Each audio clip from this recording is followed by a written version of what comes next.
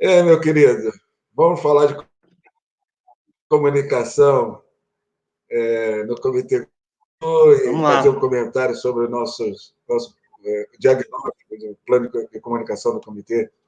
Mas primeiro, faça aí uma apresentação ao público, Beleza. diga quem é você e tal, como é que você chegou aí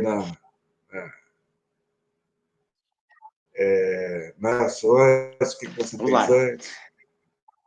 Meu nome é Antônio. Beleza. Meu nome é Antônio Mendes, eu sou jornalista, sou formado também em administração pública e tenho especialização em gestão pública também. Trabalho com comunicação aí há 15 anos, comecei bem cedo. Comecei no rádio, eu fiz rádio durante 13 anos, mas também já trabalhei em assessoria de imprensa de prefeitura municipal, trabalhei em jornal impresso, trabalhei em site, então dei bastante rodada aí na comunicação. Trabalhei com mídias sociais também, né? E fazendo social media aí para algumas organizações. E em 2016, através do processo público seletivo, eu fiz, né? Em 2016, eu fiz o processo público seletivo da GEVAP. Em 2018, comecei a trabalhar aí no Sistema Estadual de Gerenciamento de Recursos Hídricos, na comunicação do Comitê Guandu, aí através do contrato, né, com a INEA 03, a GEVAP, que a gente costuma sempre falar lá no sistema. A GEVAP, que é a delegatária que atende ao Comitê Guandu, né, dentre outros serviços, é a Secretaria Executiva, e a gente dá esse apoio técnico lá ao comitê na parte da comunicação, que tem o diretor Nelson Reis aí como grande impulsionador, o grande entusiasta, e a pessoa que está sempre tomando a frente das questões de comunicação dentro do comitê. Interessante o seguinte, que eu particularmente vejo dois momentos no comitê. Aliás, divido a minha participação no comitê em dois momentos. Um antes do Antônio e o outro depois do Antônio. Então, o Antônio fez uma diferença lá significativa na comunicação do comitê. Né? Antes de você chegar, Opa. o Nelson brigava para ter uma fanpage no Facebook. Era uma situação bastante complicada, né? Então. E depois da sua chegada, a gente viu uma diferença significativa.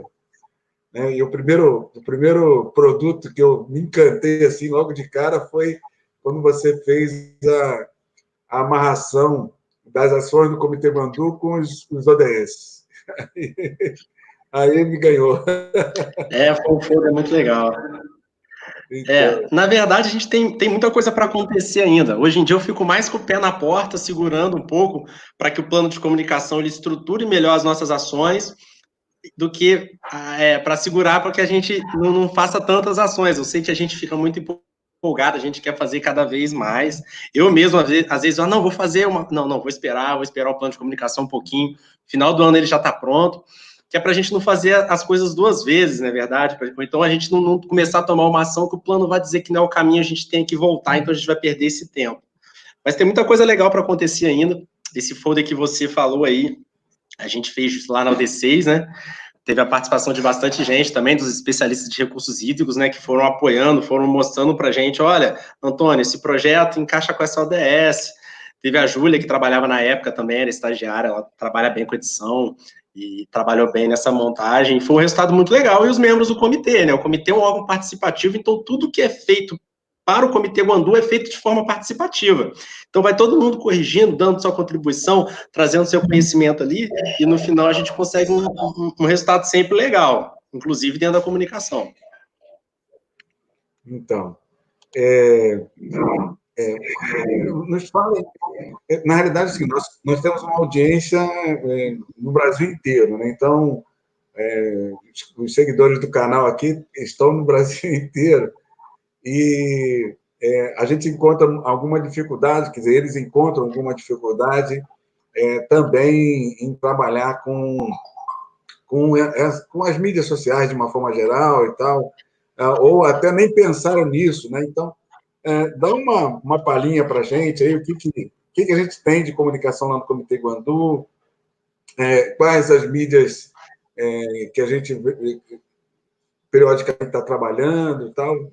Faz aí uma resenha para a gente. Olha, a primeira coisa que eu identifiquei quando eu entrei, quando eu comecei a trabalhar, que eu levei isso até para a AGEVAP também, porque eu estou falando isso de sistema. Então, quando a gente fala de sistema, a gente fala de todos os entes. Eu trouxe uma necessidade, coloquei uma necessidade da gente falar de uma forma que todo mundo pudesse entender. Se a gente está falando de água, isso é um tema mais abrangente, mais amplo possível. Então, a gente está falando de um bem público que tem interesse de todos. Então, a gente tem que falar sobre isso de uma forma que todas as pessoas entendam. No Encob do ano passado, que foi em Foz do Iguaçu, você também estava lá, eu fiz um comentário que o Arimatea, o presidente do Fórum Fluminense de Comitê de Bacias, ele até riu muito. Eu falei, olha, quando eu entrei no comitê, eu abri um site de um comitê de bacia, e lá estava escrito assim, ó, quinta RO com encaminhamento da CETES. Então, assim, uma linguagem onde as pessoas realmente não conseguiam entender. Então, assim, a primeira coisa que eu coloquei dentro dos comitês, eu falei, olha, a gente precisa traduzir as nossas informações. A gente precisa pegar tudo que é técnico, tudo que é legal, que é produzido dentro dos comitês e transformar em informação útil e efetiva para as pessoas que estão do lado de fora, para que elas entendam realmente o quão é importante o papel do comitê de bacia, para elas entenderem, olha, como que esse sistema, como que esse colegiado vai impactar na minha sociedade, na minha realidade. Então, a gente precisa levar essa informação para essas pessoas. Então, assim, a primeira coisa que eu percebi foi essa necessidade da gente transformar um linguajar das águas que a gente tinha em coisas realmente que as pessoas pudessem entender, pudessem se identificar e, por que não, vir trabalhar conosco? Por que não vir participar dos colegiados? A gente precisa dessa rotatividade, a gente precisa de trazer pessoas novas, mais representações. Os comitês hoje, eles são um exemplo de representação, né? Os membros representam instituições que representam segmentos da sociedade. Mas ainda há vacâncias. Na sociedade civil, nem tanto, mas tem vacâncias. Mas a gente precisa trazer cada vez mais pessoas para que essas pessoas participem e cada um trazendo a sua necessidade, a sua solução e o seu conhecimento, para que a gente possa compartilhar e tomar boas decisões. Então, assim, a primeira questão que a gente identificou foi essa. E a segunda questão, assim, como a gente tem o plano de comunicação, e eu já entrei no comitê com essa missão de fazer um planejamento em comunicação para que a gente tenha uma sinergia de todos os esforços da comunicação em busca de um objetivo comum, eu comecei por coisas básicas, fazer uma fanpage, criar uma identidade visual muito básica para essa fanpage, para a sua capa, para o seu perfil, pegar uma periodicidade de publicação, fazer uma hierarquização da publicação. Olha, qual é o conteúdo que eu vou levar para essas pessoas? O que eu preciso levar para essas pessoas? O que é importante, o que não é importante? Então, a gente pegou e fez uma hierarquização. Primeiro, conteúdo do comitê com relevância para a sociedade. É o nosso primeiro ponto de publicação. Tudo que é do comitê e que tem relevância para a sociedade, isso vai ser conteúdo na nossa página. Segundo, conteúdo sobre recursos hídricos na nossa região hidrográfica, por mais que não seja do comitê. Às vezes o Nelson Reis, às vezes a instituição do Nelson Reis está desenvolvendo um projeto interessante na nossa bacia, que tem impacto nos recursos hídricos, isso merece ser divulgado, isso tem que ser compartilhado. Então, a gente também compartilha. Terceiro, recursos hídricos no âmbito geral. A gente fala sobre água. Então, tudo que é água pode servir de inspiração. Tudo que faz bem para a água pode nos servir de inspiração. Então, esse é o nosso terceiro ponto. E o quarto, meio ambiente, né? Recursos hídricos, ele é uma parte aí desse macro todo que é o meio ambiente. Então, a gente criou, no caso, essa hierarquização de produção de conteúdo, fez uma programação de publicação diária. A princípio parece não ser fácil, mas depois você pega um ritmo, você começa fazendo, você faz uns dias de frente essa programação no seu Facebook, aí na sua página, e você consegue trabalhar de forma que você consiga ter um conteúdo diário na sua página, e algumas questões, um tamanho legal da foto aí, né, com pixels bom, texto menor possível, um linkzinho reduzido, né, tem vários encurtadores aí de links, né, que eu sempre falo, nossa, gente, isso é muito ruim, a gente bota aquele link lá de três linhas, usa encurtadores, bota aquele link pequenininho, faz sempre link do conteúdo que você está trazendo para as coisas, dá sempre o crédito, enfim, algumas coisas pequenas que a gente colocou aí de técnica de comunicação para mídia social, uma coisa bem básica mesmo, que a gente sabe que o plano de comunicação vai vir pesado nisso. Hoje a página do comitê é uma das páginas mais seguidas do país, assim. Então, para você ver, em um ano, a gente conseguiu alcançar tantas mil pessoas, ainda é pequeno se a gente for comparar com outras organizações e outras entidades que atuam na causa ambiental, mas dentro dos comitês de bacia, é uma das páginas mais seguidas aí, e a gente fica feliz com essa situação, que a gente está conseguindo levar um conteúdo de interesse de água para as pessoas e fazer com que as pessoas tenham interesse de participar também da nossa causa. Quanto mais gente der a mão, mais forte a gente vai ficar. Eu acho que a comunicação é para isso. Você impulsionou bastante também o comitê nas mídias tradicionais, né? Sim, sim. A gente fez uma reformulação da revista que você trabalhou intensamente no Conselho Editorial, e a revista a gente lançou dia 5 de dezembro, você lembra? Em março, a gente já não tinha mais quase nada de revista, eu tive que segurar um pouquinho para a gente ter alguma coisa para chegar no ECOB. Então, assim, foi uma reformulação que, para mim, essa distribuição, para mim, ela já é um resultado. O Emanuel Alencar, que é um repórter conceituado dentro da parte de meio ambiente, né, no nosso seminário, ele elogiou a revista publicamente.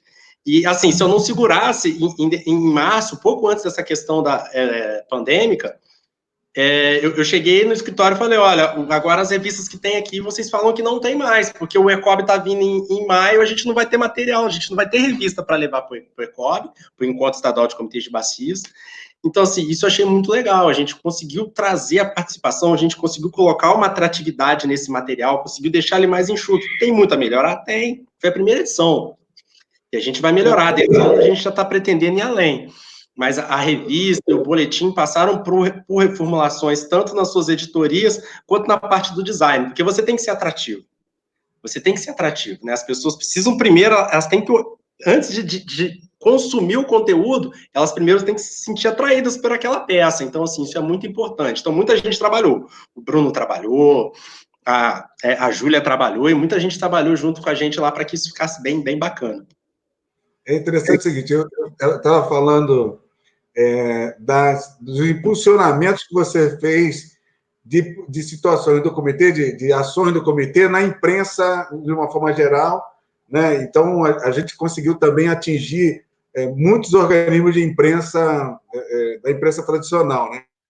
Mas antes de passar a palavra para você, eu quero dar boas-vindas aqui ao Almax, que está sendo aí está nos acompanhando aí direto, então dá umas boas-vindas aí, boa tarde dele aí, ó. Então, e também a Tamires, o Almax nos assistindo pelo Facebook e a Tamires nos assistindo pelo YouTube.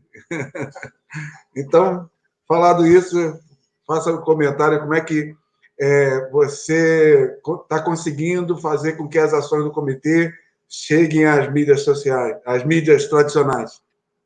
Quando a gente fala de comitê de bacia, a gente tem que reconhecer que ainda é algo novo dentro da administração pública, né? Tanto no espaço de tempo, quanto no hiato que existiu entre a formulação das leis e a sua implantação. A gente está implantando muita coisa ainda que a lei estipula. Então, é algo novo. Isso é algo novo para a sociedade também. Quando eu cheguei, eu sinceramente, quando eu entrei aqui, eu trabalhava com comunicação há 13 anos e não conhecia, veja bem. Não conhecia, eu trabalhei em várias editorias e eu não conhecia, sinceramente, eu fui muito sincero. Eu brinquei, falei, gente, eu estou me sentindo um péssimo jornalista, uma pessoa desinformada. E eu encontrei muito projeto bacana, muita política pública bacana, e eu queria, e sentei e pensei, olha, agora eu preciso trabalhar para que isso chegue na população. Só que quando eu comecei a fazer esse relacionamento com a imprensa, eu descobri que eu não era sozinho. Quando eu ligava para um jornalista, mandava e-mail, cara, comitê de quê? AG o quê? É assim, eu brinco. Às vezes um membro vem falar comigo, pô, ele falou aquilo do comitê aqui, falou aquilo da GEVAP, eu sempre explicar, calma, a gente está chegando lá. Hoje em dia, a mídia, ela não sabe ela não sabe onde que começa o comitê, onde termina a GEVAP, ela não entende muito do sistema, é muito difícil. A gente passa as coisas, eles, da forma deles, assim, na melhor das intenções, ainda não sai da forma como a coisa realmente é. Então, tem muita dificuldade. Então, eu comecei a trabalhar, fazer os releases, né, procurar algumas editorias, jornais locais, jornais grandes, fazendo releases, produzindo conteúdo, enviando diretamente para essas redações, e eles começaram a descobrir. Ligavam uma vez, quem são vocês? O que vocês fazem? Tal, começaram a publicar. E aí, se eu não me engano, quando eu cheguei em 2018, nós tínhamos 6 matérias na mídia, e eram todas sobre a entrega do esgotamento da SEDAI. Eram 6 matérias sobre a SEDAI e a gente foi de carona. A gente terminou o ano com quase 70. Foi um ano bem legal, a gente conseguiu ampliar muito. 2019, a gente terminou o ano com perto de 130 matérias na mídia, jornal, revista, TV. Esse ano, em março, a gente já estava com 100. Então, assim, as pessoas foram conhecendo, a imprensa foi conhecendo, e depois da crise do abastecimento do início do ano, a gente tem que transformar toda a crise em oportunidade. Aconteceu uma coisa que eu sonhava muito, que eu gostaria de trabalhar e não achava que viria tão cedo. Até porque eu não queria que viesse dessa forma que veio, né, com uma crise, mas veio. O Comitê Guandu, ele se tornou uma referência para a imprensa em recursos hídricos dentro da sua área de atuação. Isso é muito importante. Isso é um passo para todos os comitês. Isso abriu a porta para muitos comitês, porque hoje um jornalista da Globo, de outra emissora, me liga e fala assim, olha, a questão de recurso hídrico em tal lugar é com você? Eu falo, não é o Comitê Guandu, mas é o Comitê Piabanha. Eu vou te dar o contato do comitê. Ah, não é o Comitê Guandu, não, mas é o Comitê Médio Paraíba do Sul. Eu vou te dar o contato do comitê. Então, a mídia está reconhecendo o comitê como ele deve ser reconhecido, que é o órgão gestor de águas dentro da sua área de atuação. Quando começou a crise do abastecimento, os jornais eles não tinham dados, eles tinham dados bem vagos. Todo dado sólido que foi dado sobre recursos hídricos na região metropolitana saiu do Comitê Guandu. Era o plano de recursos hídricos do Comitê Guandu, era o plano de contingência no abastecimento do Comitê Guandu, os especialistas todos ligados ao Comitê Guandu, então isso era importante. Isso já acontecia há muitos anos, só que não sabia. É aí que a comunicação tem que entrar. A comunicação não é a ponta, ela é o elo. Então, assim, é esse o nosso trabalho na comunicação. A gente pegou todo esse conhecimento que o comitê tem e mostrou para a imprensa. Hoje em dia, para você ver como é que a situação virou, quando eu entrei, eu ficava batendo na porta das redações, pedindo, por favor, divulga um projeto.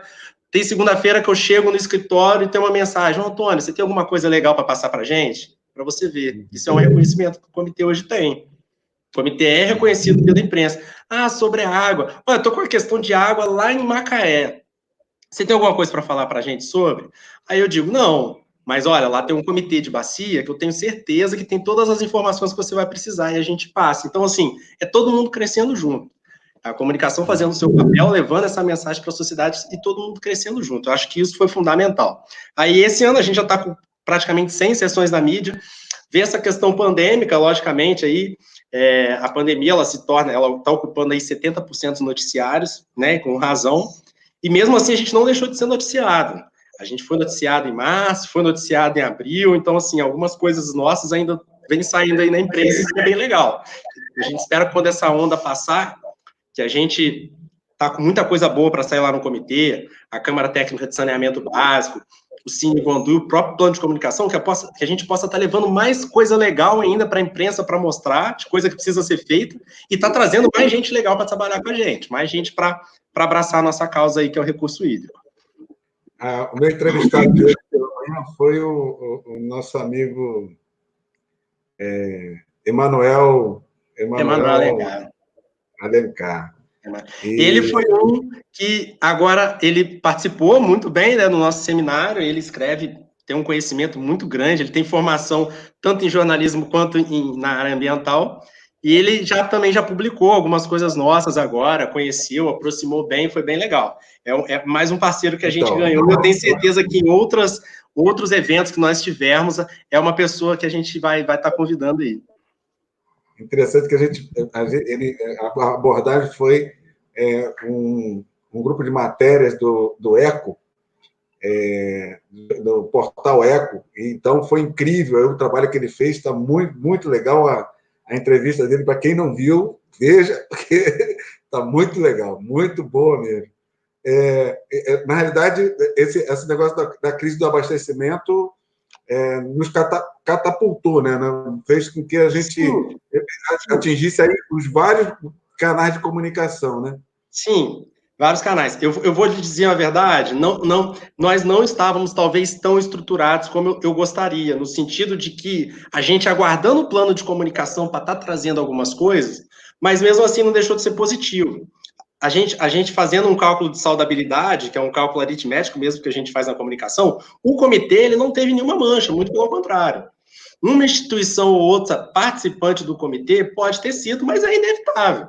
O Comitê Guandu não, o Comitê Guandu foi sempre bem falado, sempre bem citado, enfim, foi muito bacana. Então, assim, alavancou e agora dentro desse trabalho de plano de comunicação que você está acompanhando bem de perto, a gente vai estar bem mais estruturado para a gente estar podendo usar isso que é para passar o que a gente quer. O Comitê Guandu não tem nada para vender, ele tem uma causa que é a água e a gente quer que as pessoas abracem a nossa causa, que é bem legal.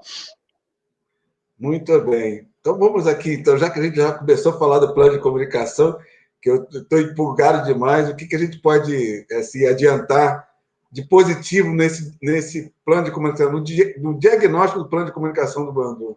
O que a gente já começa assim a... De positivo não, só tenho de positivo para falar. O plano de comunicação ele tem sido um projeto, eu estou para dizer que é o maior projeto profissional da minha vida. Eu estudei muito para fazê-lo, né? Por mais que a gente já tenha formação, a comunicação ela se renova muito.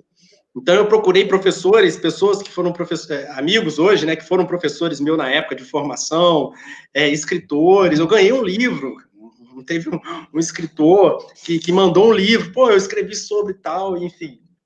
E a gente, junto com a empresa Approach Comunicação, que é uma empresa muito grande, que entre vários aí cases que ele tem, eles são responsáveis pela comunicação do Rock in Rio, como você lembra bem, e só no escritório deles no Rio de Janeiro são 150 comunicólogos trabalhando. Então, assim, a gente fez um termo de referência grande, abrangente, uma empresa grande abraçou a causa, né, e eles não estão sozinhos, né, eles estão com a Planeta.com também, que é uma organização referência em educação ambiental, que é uma coisa muito bacana que eu vou falar também, e a gente iniciou um trabalho. O plano de comunicação, eu vou dizer que ele é tão amplo que ele não é comitê, ele é da região hidrográfica, porque ele fez um diagnóstico da região hidrográfica. Ele percorreu os 15 municípios da bacia, ele conversou com prefeitos, ele conversou com o secretário de educação, ele conversou com o secretário de meio ambiente, ele conversou com população, ele conversou com várias instituições que nem são membros do comitê. Desde, eu acho que a Moleque Engaja Mundo, é uma instituição de jovens que trabalham com o meio ambiente, não são membros do comitê, uma instituição pequena, batalhando com a WWF, que é uma ONG gigantesca mundial que trabalha com o meio ambiente. Todos eles fizeram parte desse trabalho. Então, assim, é muito legal. O diagnóstico trouxe vários apontamentos e a gente entrou com essas informações do diagnóstico, a gente está na fase agora que a gente vai começar a ver, construir a casa. Eu vou dizer que até agora a gente estava fazendo só o aterramento, né, e fazendo ali as colunas. Agora as paredes vão começar a subir, e agora as coisas vão ficar realmente interessantes. Né, através dos dados que a gente pôde recolher, das deficiências que a gente encontrou, das potencialidades que a gente diagnosticou também, e assim, foi muito positivo, porque é uma causa que todo mundo quer, sabe? Muita da gente que foi entrevistado acabava entrevistando. Por quê? Porque eles ficavam tão interessados sobre o comitê que eles faziam mais perguntas do que respondiam. Então, assim, acho que agora a gente precisa trabalhar isso, a gente precisa trabalhar dentro do comitê, né? É uma coisa que eu trouxe, e isso acontece em vários comitês também, e eu vou dizer isso com propriedade, não por trabalhar em outros comitês, é porque a gente viaja nesses eventos e a gente conversa com pessoas de outro comitê. É uma coisa que precisa ser muito amadurecido. Por exemplo, o Emanuel tá mandando abraço aí, abraço para ele, valeu, Emanuel. E quando você, dentro do comitê de bacia, na nossa pesquisa, a gente fez uma pergunta simples: o que é um comitê de bacia? A gente teve várias respostas. Tudo bem, a maioria, 90%, falava a mesma coisa, mas para você ver a dificuldade. Então, assim, parece coisas simples, mas coisas que a gente precisa alinhar. Como que a gente vai defender uma causa lá fora se ela não é muito clara aqui dentro? É aí que a comunicação entra. A comunicação, ela não está simplesmente, ou ela não serve para simplesmente para publicidade. Publicidade é uma parte nem para publicidade, que é bem mais ampla, para propaganda. A propaganda é só uma parte disso, né? Essa questão de você tornar público, ela é uma ferramenta estratégica mesmo, para você alcançar seus objetivos, né? A gente precisa enriquecer, usar o capital intelectual que a gente tem dentro do colegiado, através da comunicação, fazer a sinergia desses esforços para que a gente se fortaleça numa mensagem única, clara e objetiva, que a gente consiga levar os nossos ideais para as pessoas, a nossa causa que é a água, para que as pessoas participem, para que a gente fique fortalecido, para que as políticas públicas em relação aos recursos hídricos fiquem fortalecidas, até porque quanto mais você é ouvido, mais você é abraçado pela sociedade, mais respeito você vai ter dos órgãos públicos. entendeu? A Alerj vai olhar diferente para os comitês de bacia. Os prefeitos vão olhar diferente para o comitê de bacia. A gente sabe que não é toda a prefeitura que participa intensamente dos comitês e perde a prefeitura. Perde a prefeitura de não estar trabalhando junto com os colegiados, e o colegiado poderia estar apoiando ele nas ações de saneamento e abastecimento do município dele. Não é verdade? Perde a prefeitura. Então, o plano de comunicação ele vai trazer muito isso e com uma ênfase interessante, que é a educação ambiental. A gente teve uma reunião na semana passada com a equipe do plano de comunicação, né, a Proxa, a Planeta.com, aí na pessoa da Silvana Gontijo, e o grupo de trabalho de educação ambiental do Comitê Guandu. Por quê? Quando a gente fala de sinergia, a gente fala de sinergia completa. O grupo de trabalho de educação ambiental do comitê é um grupo muito bom, um grupo muito aplicado, que tem vários projetos, várias ações, e está construindo um plano de educação ambiental para o comitê. Então, veja bem, se um plano de comunicação... eu disse, no dia da reunião, eu falei que, olha, não tem como fazer educação ambiental sem comunicação. A Silvana Gontijo melhorou a minha frase. Ela disse, olha, você pode até comunicar sem educar, mas você não educa sem comunicação. É verdade? Como que você vai levar a mensagem às pessoas? Só para pegar, olha o livro que eu estou lendo agora. Ideias que colam, muito bom.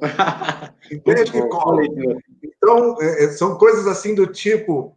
esse livro aqui trata uma série de coisas de comunicação que, por puro jogo de palavras, faz uma diferença enorme no processo. Tremenda.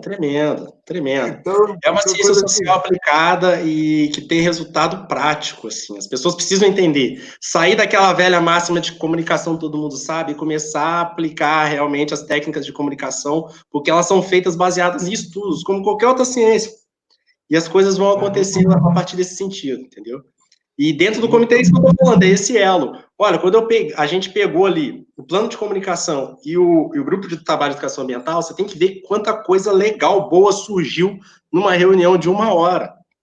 Entendeu? Porque não faz sentido o comitê ele é um só, por mais democrático e complexo de estrutural que ele seja, ele é um só. Então, o plano de comunicação, ele não pode falar de educação sem falar do grupo de trabalho de educação ambiental.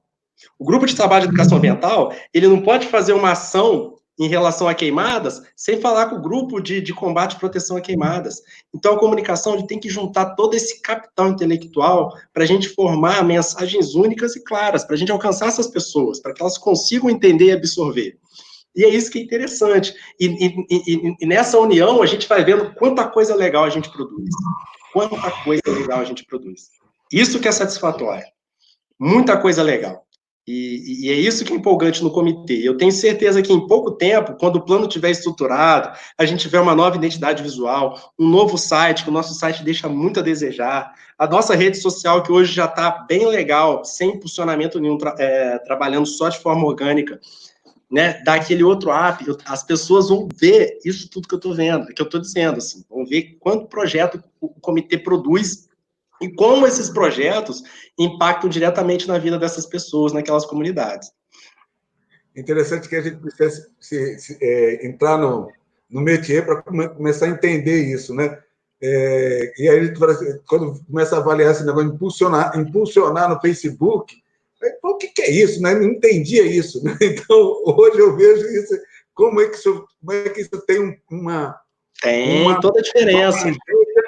Uma força para disseminar a informação de forma assim exponencial. É incrível, né? Só para que as pessoas que não são de comunicação entendam um pouco, o Facebook, quando você tem uma página e você faz uma publicação, ele mostra para até 4% das pessoas que seguem a sua página. É bem pouco. E eu disse até 4%. Isso não quer dizer que 4% das pessoas que curtem a sua página vão ter acesso àquela publicação. A gente vence isso como? Usando várias técnicas de comunicação, tanto no atrativo quanto no texto, fazendo publicações no horário de pico dos seus seguidores, enfim. E a partir do momento que eles vão interagindo com a sua publicação, outras pessoas vão vendo. Mas tudo tem um limite, organicamente falando. O Facebook não é filantrópico, né? Ele não é filantrópico. Então, assim, chega um certo momento, um certo ponto, que é muito complicado você não atingir uma quantidade muito grande de pessoas sem impulsionar. E quando eu digo impulsionar, é sem botar dinheiro, sem pagar uma publicação patrocinar uma publicação para que o Facebook mostre para várias pessoas. Então, é mais ou menos isso que eu estou dizendo. Então, tudo que a gente fez hoje foi sem grana, foi orgânico, entendeu?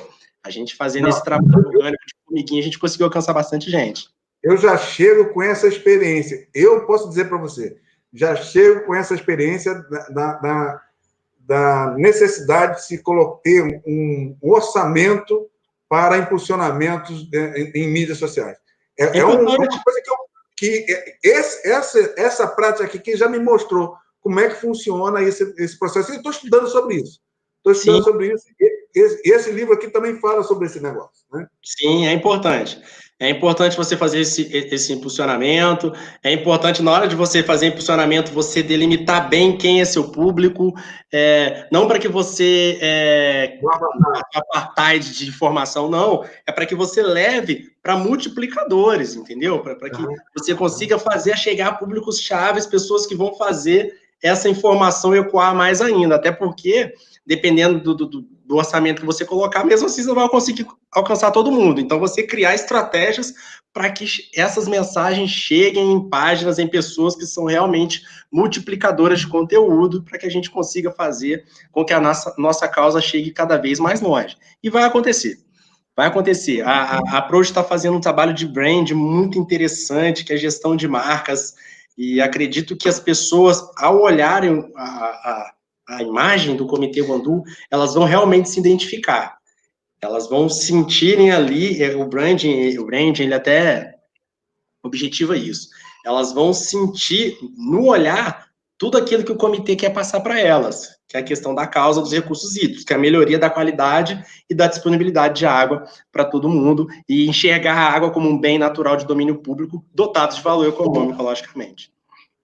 Muito bem. Na realidade, eu fui dos entrevistados para isso aí, e para essa prática, e a quantidade de perguntas é enorme no questionário, né? Então, o comitê é um homem, é mulher, e vai, que idade você acha que ele tem? Cheiro.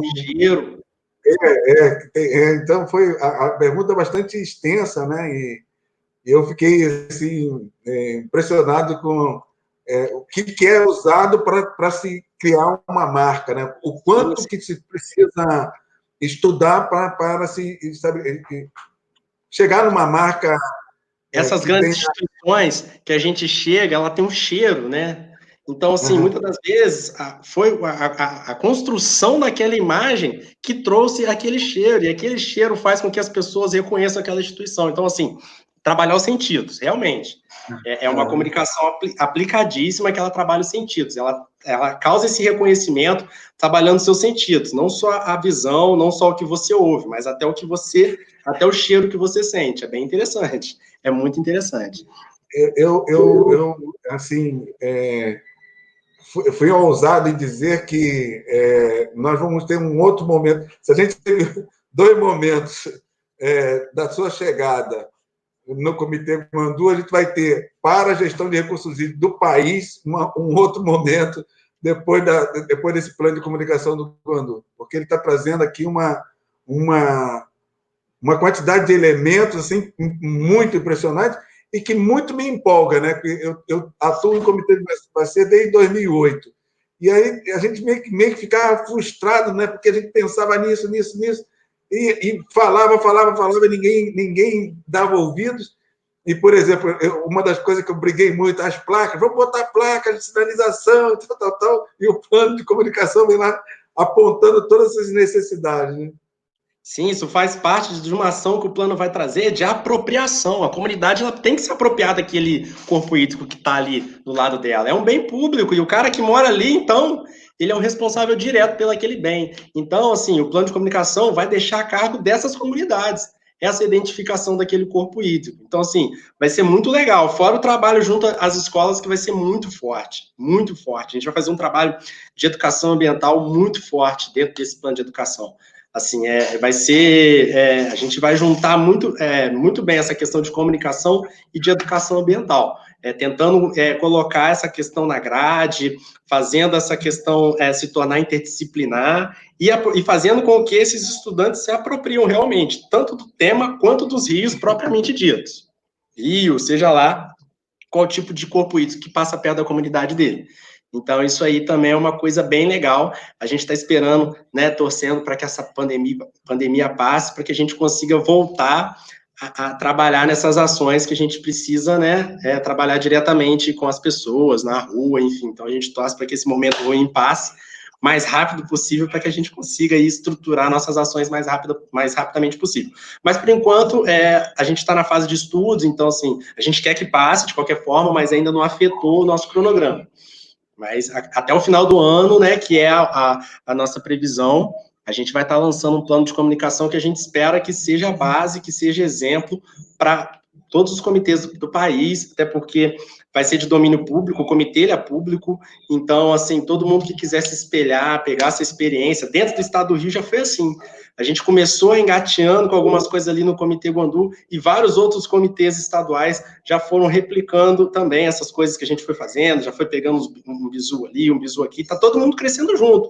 A intenção é essa, até porque existe a integração das águas, é o que a gente fala. Então, assim, não vai adiantar o Comitê Guandu fazer todo um trabalho aqui, se o Médio Paraíba do Sul também não fizer, e não adianta nada o Baía da Guanabara fazer se o Comitê Guandu não fizer. Então, como a Ana diz, a água é uma só.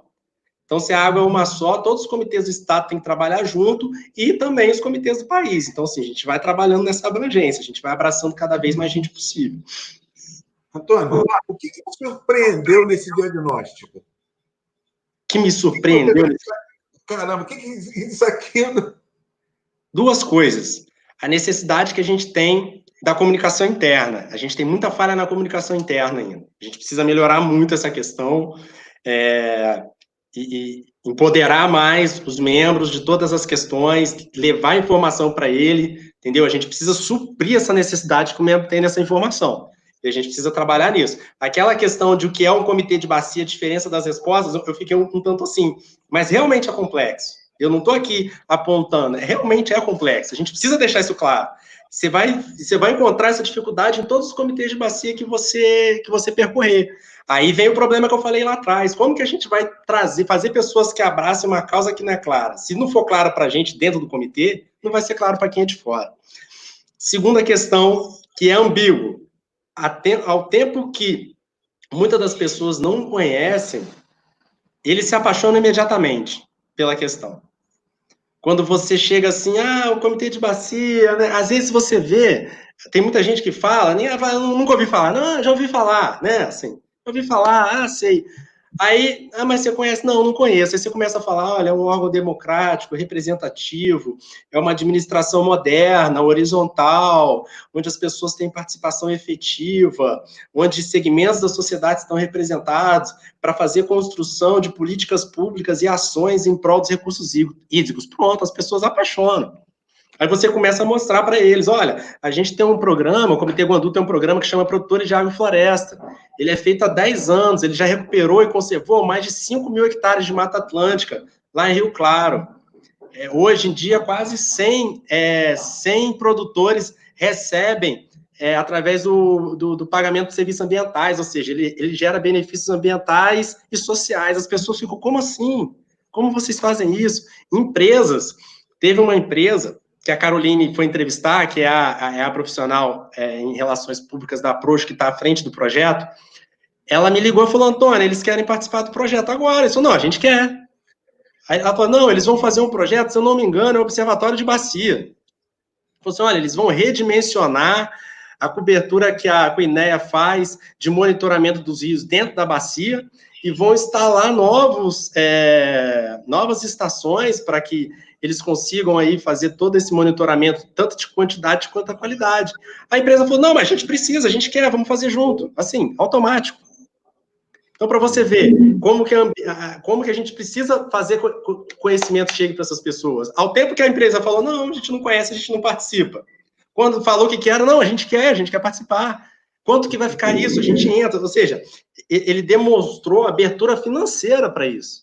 Quanto que vai ficar esse projeto? A gente quer, a gente faz. Então, assim, isso é muito legal, isso é muito empolgante. A gente vê que quando a gente chegar lá no final, a gente vai conseguir trazer muitos parceiros que só vão melhorar as nossas ações, vão deixar nossas ações. Se a gente hoje se a gente hoje consegue fazer ações, vamos dizer, médias, a gente vai conseguir fazer ela muito maiores, com mais parceiros, entendeu? Vai viabilizar os projetos e as ações de forma que elas consigam ser cada vez mais abrangentes. Uhum. Muito, isso, na realidade... Bom, paralelamente, né, eu acho que os comitês de bacia, pelo menos a gente percebe isso, os participantes estão ganhando uma maturidade interessante, e essa maturidade está fazendo com que os entes do sistema tenham muito bem definidos os seus papéis, e aí o sistema cresça como um todo, né? Então, a lei ainda é nova, né, se a gente considerar, né, um adolescente ainda, né, recém-saído da menoridade, vamos dizer assim, né, mas ainda temos aí uma série de situações que a gente precisava ajustar, né? E parece que o momento chegou assim para agora. Sim, exatamente. A própria crise do abastecimento mostrou não só para a sociedade, mas aos órgãos públicos o quanto é importante o comitê de bacia. Você que é diretor do comitê, quantas reuniões, Nelson, você fez com o Ministério Público? Quantas reuniões você fez com o INEA, com o CEAS? Quantas reuniões você fez com a Genesa? Então, assim, os próprios órgãos públicos perceberam a importância da atuação dos comitês de bacia dentro da sua área. Então, assim, isso é muito interessante. Isso é muito interessante. E sobre o sistema ser novo, Nelson, só para você ter uma ideia, você falou que participa desde 2008, né? Não é isso? Isso. Você é mais antigo que o Comitê Médio Paraíba do Sul, que o Comitê Rio Dois Rios. Se eu não me engano, que o Comitê Piabanha. Eu tenho quase certeza que só o Comitê Guandu e mais outro no estado aí é mais antigo que você no sistema. Para você ver, a gente está falando de organismo bem novo, não é verdade? Bem novo. Isso não está querendo dizer que eu sou velho, não. Não estou não. Estou querendo dizer que os comitês são novos. O Médio Paraíba e o Rio 2000, eu tenho quase certeza que são de 2010, 2009. Alguma coisa assim. Bom, você não tem uma da mesma idade que eles. Novinho também. Mas é coisa incrível, né? Então a gente vai percebendo essas coisas as trocas têm sido muito ricas, né? E eu tenho assim, vibrado muito com um avanço que a gente conseguiu, principalmente nesse período de isolamento, nesses 60 dias. Eu olho assim, caramba, quanta coisa que surgiu, né? E que apareceu, apareceu assim para a gente, né, dentro desse período de isolamento social. Sim. Então, aliás, inclusive você foi um dos acometidos aí do coronavírus, né? Passei meu susto lá no início da pandemia, mas agora estou bem. Você saiu com a plaquinha assim, eu sobrevivi. Eu venci. Pois é. Eu não cheguei a ser diagnosticado positivo, não. Só me mandaram para quarentena, depois eu fiz o teste, deu negativo. Não repeti, né? Dizem que é seguro que você repita. Então, eu fiquei em isolamento. Depois dos 15 dias, realmente, eu não sentia mais nada. Apontou em tomografia. Eu não cheguei a fazer um segundo teste para saber se era positivo, mas o primeiro deu negativo. E eu mostrei meu exame, tá, gente?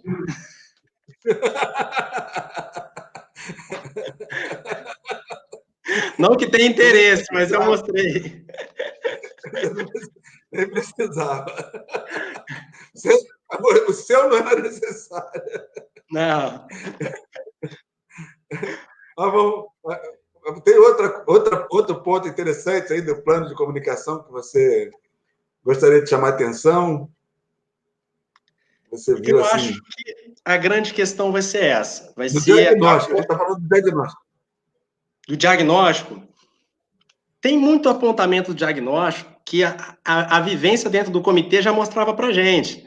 Eu lembro que quando a empresa veio com o diagnóstico na minha mesa, aí chegou, tinha uma pilha uma parte muito grande falando do site. Eu até brinquei, falei, olha, que o site é um problema, todo mundo sabe. Então, assim, a gente vai ter um site novo que vai ser uma plataforma realmente abrangente, tanto para membro, quanto para professor universitário, para pessoas do sistema. Por exemplo, uma das ideias, eu não gosto de adiantar muitas coisas, mas a gente quer colocar uma aba no site onde professor de qualquer rede, de qualquer escolaridade, ele consiga baixar aulas ali sobre meio ambiente e recursos hídricos.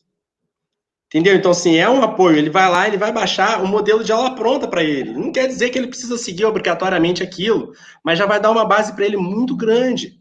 Muito grande. A gente quer disponibilizar um material com todo embasamento teórico, né? Ninguém vai tirar nada da cabeça, né?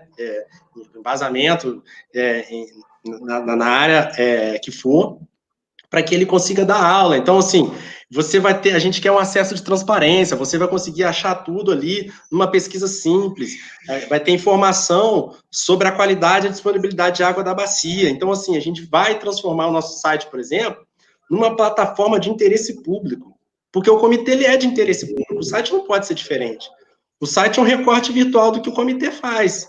Se o comitê faz interesse público, o site não pode ser diferente, não é verdade? Então, assim, a gente quer trazer essas coisas e o diagnóstico apontou.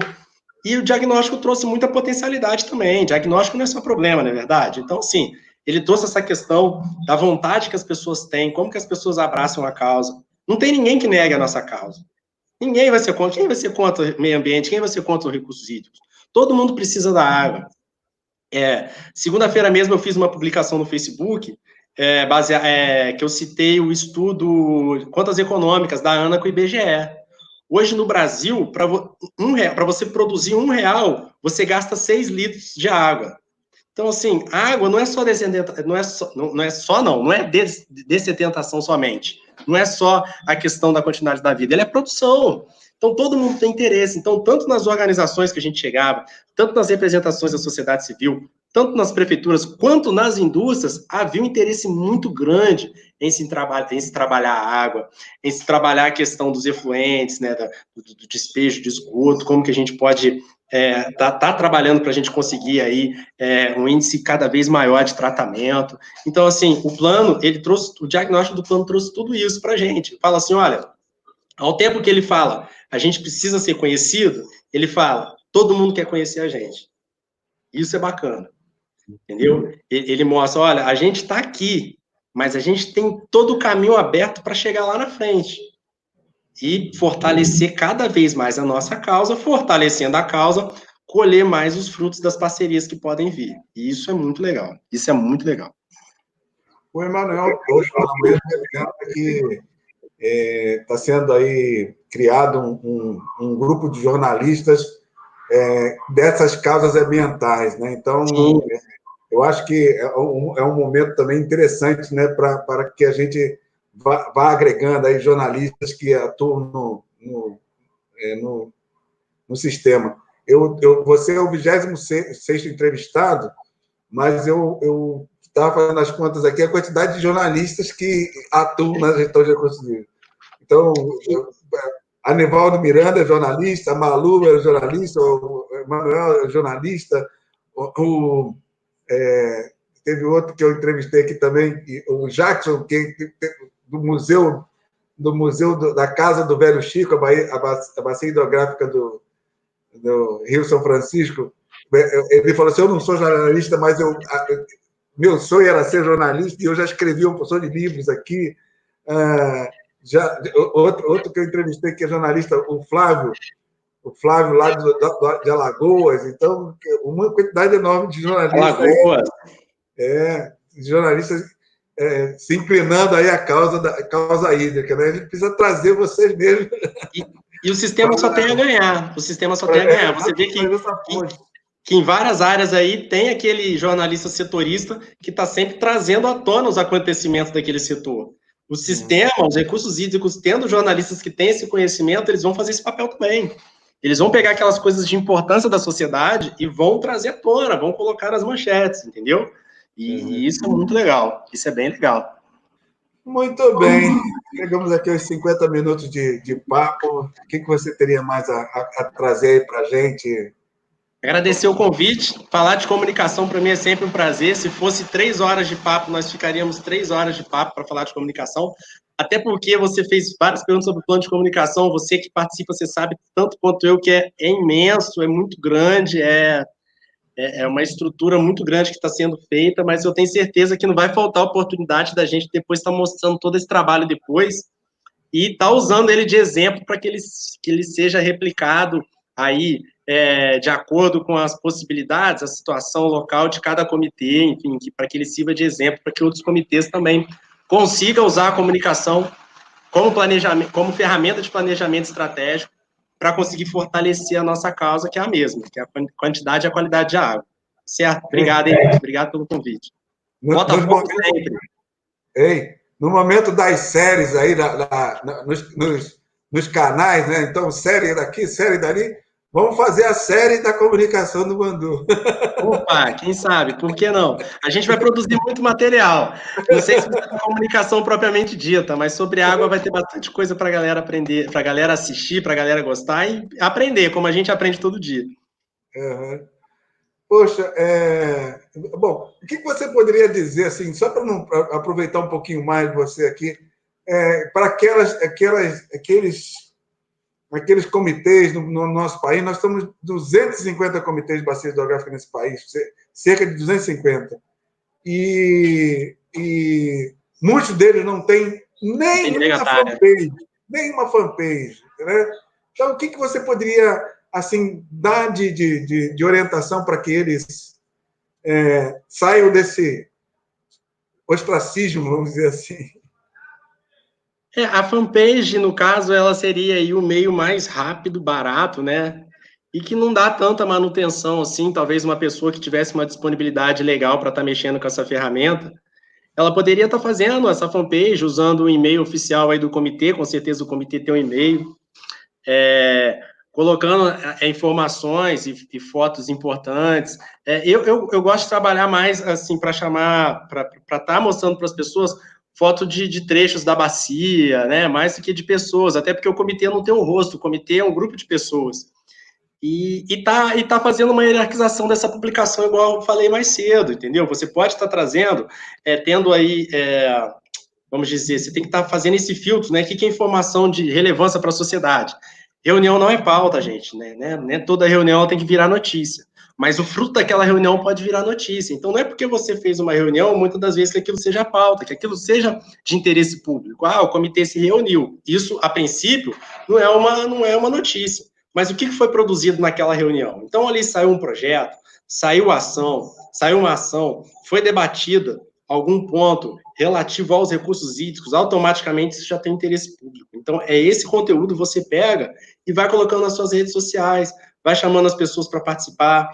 Se você tem link que relacione com aquele assunto, copia aquele link, coloca na sua publicação. Se você tem foto, o Facebook privilegia a foto, tá, gente? Então, assim, publicação com foto, o Facebook mostra mais vezes, entendeu? Então, se você tem foto, que você coloque foto. Se você tem vídeo, o Facebook também privilegia vídeos, de 3 a 5 minutos. Vai lá, coloca seu videozinho ali, aquele debate interessante, e aos poucos você vai fazendo a construção da sua fanpage. Tem várias regrinhas aí que são mínimas, assim. Quantas publicações por semana, mais ou menos, assim, só para dar um... Eu gosto de trabalhar, até numa das apostilas do Ministério, do Governo Federal, mas ela não é tão nova, não, foi do governo passado. E eles indicavam cerca de 2 ou 3 publicações diárias. Só que eu acho que nós não produzimos essa quantidade de conteúdo. Então, eu trabalho com uma publicação diária, sendo que isso é uma regra que pode ter exceção. Diária de domingo a domingo, tá, Nelson? Eu vou rodando todos os dias. Só que é uma regra que muitas das vezes pode ter exceção. Então, às vezes, tem um dia que, ao invés de eu querer inventar alguma coisa, eu prefiro deixar uma publicação que é muito importante para nós ali, percorrendo aquela... como a minha última publicação, do que colocar outra em cima e superar aquela. Mas, assim, eu costumo trabalhar com uma publicação diária. O ciclo da nossa página do Comitê Bandu, se você for lá em informações, na aba de cima ali do Facebook, aqui na coluna da esquerda que vai abrir para você, tem uma série de informações sobre a sua página. Ali você consegue ver qual é o horário que os seus seguidores estão online, né? O maior número de seguidores, quais dias da semana você tem mais seguidores. Então, assim, são todas as métricas que você deve usar. Então, o Comitê Guandu hoje, ele faz 2 ciclos de seguidores. Um começa às 11 e vai até às 3 da tarde, é o primeiro ciclo, onde tem mais seguidores online. E o outro começa às 18 horas e termina às 20 horas. São esses 2 ciclos. Eu procuro colocar publicação nesse ciclo maior, né?